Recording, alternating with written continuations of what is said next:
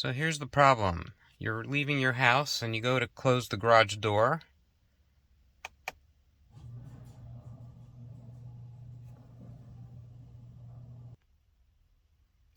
And your door stops. And you keep pressing the button and nothing happens. So you go in and you find out that your garage door opener's power is completely off. We'll go in the garage, I'll show you what I mean.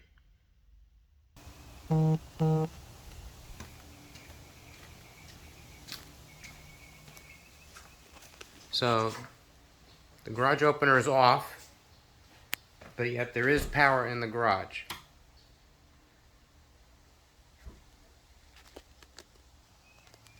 Sometimes within a minute to 2 minutes it will come back on by itself.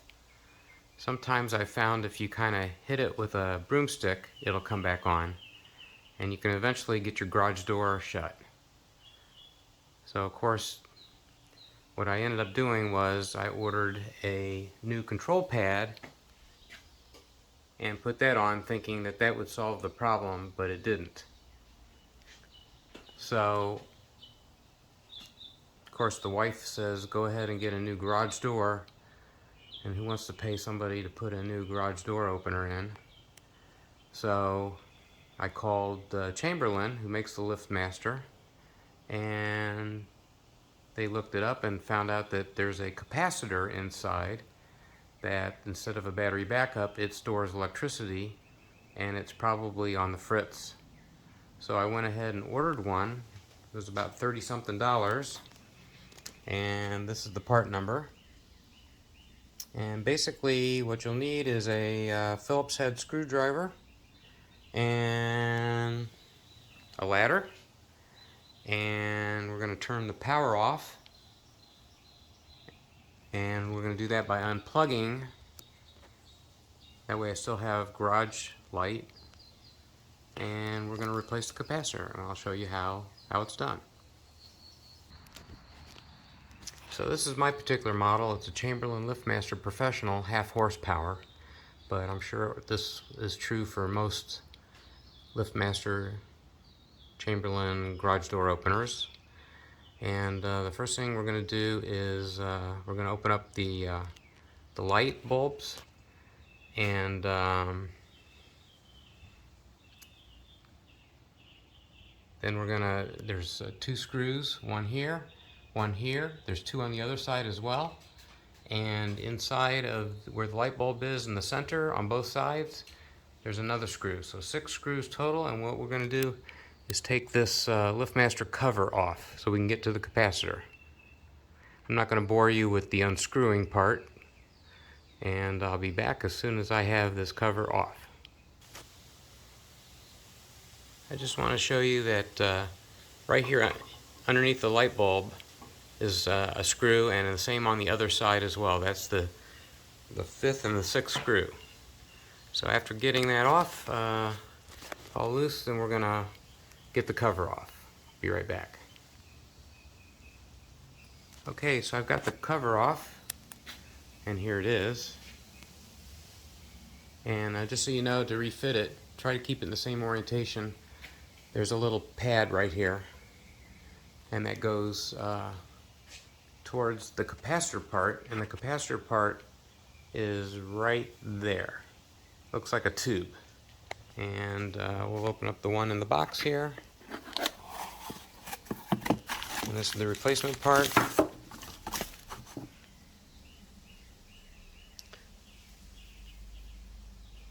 And it's got 4 connectors on it, so we're going to take the old one, we're going to make sure the power's off to the garage door opener.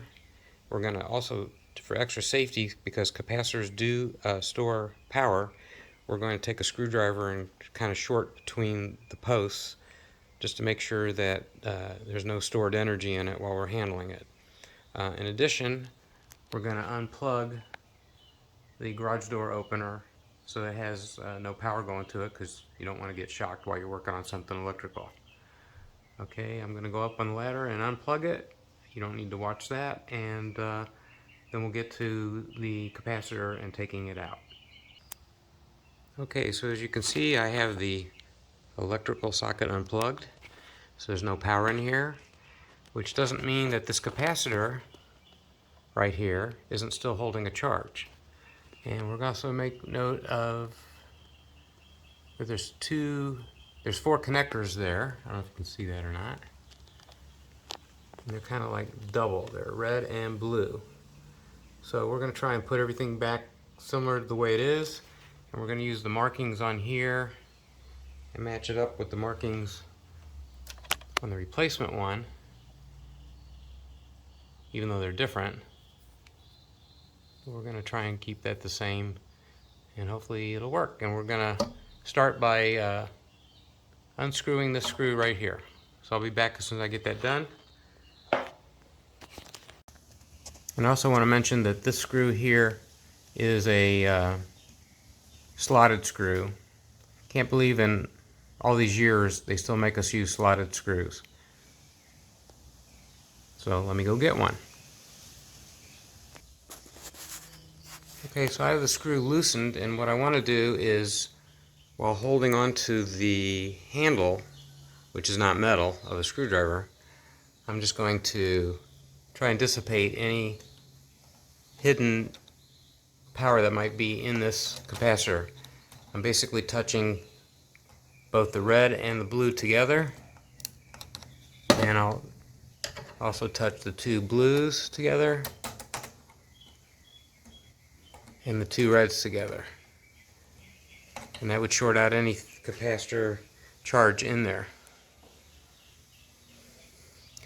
Okay, next step would be to pull this out, and I think just to make it easier I'm going to remove the whole bracket. Okay, so now I have the bracket off and the capacitor loose, and I'm going to disconnect the two blues and bring them over to the new capacitor. And the orientation that I'm going to do here is we'll do it just like this. So blue will be on the bottom and red will be on top.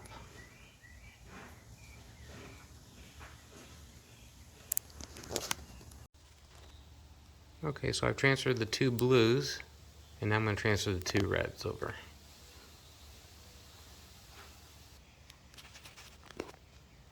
Okay, so now we've got all the connectors back on, and we're going to put it back up here with the bracket.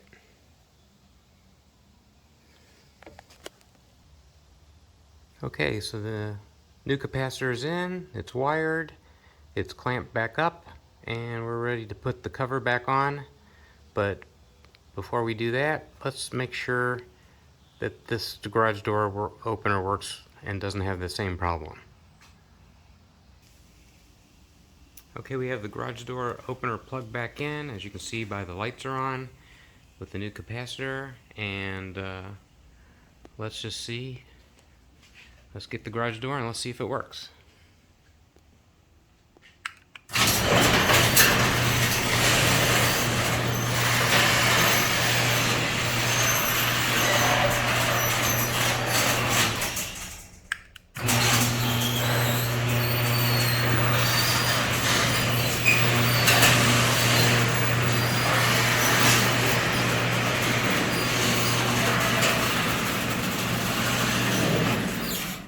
Okay, and now the moment of truth when you're trying to close your garage door.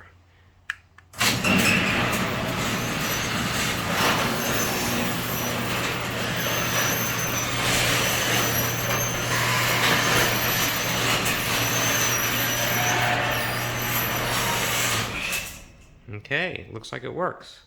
So now let me get the covers back on and we'll show you the finished job. Okay, so here's the real test. We're gonna shut the garage door and hopefully it goes all the way down like our test did.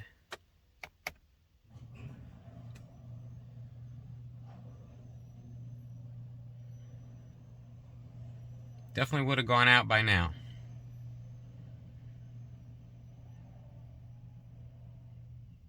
And there you have it. One other thing to note, I want to show you.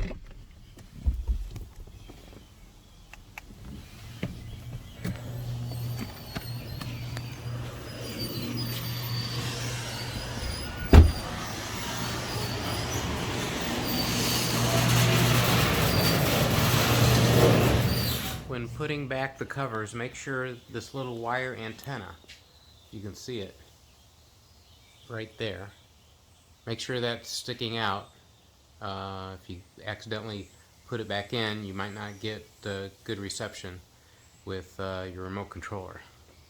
Okay, that's it. Enjoy!